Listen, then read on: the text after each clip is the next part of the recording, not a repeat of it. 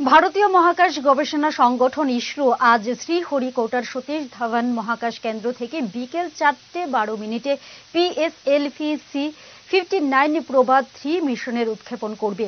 ইউরোপীয় মহাকাশ সংস্থার প্রভা-3 উপগ্রহগুলিকে উপবৃত্তাকার কক্ষে স্থাপন করবে PSLV-C-59। New space India limited নামক ইসরোর নতুন বাণিজ্যিক শাখা ইউরোপীয় মহাকাশ সংস্থার কাছ থেকে এই কাজের বরাত পেয়েছে। কক্ষপথে পৌঁছানোর পর প্রভা-3 দুই ভাগে ভাগ হয়ে যাবে।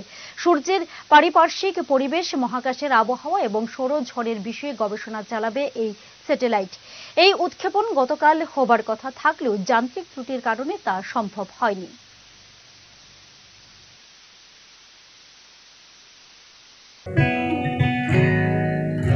জুড়ে থাকে বাঁধন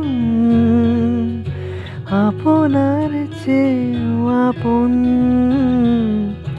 জুড়ে থাকে বাঁধন আপনার চেয়েও আপন,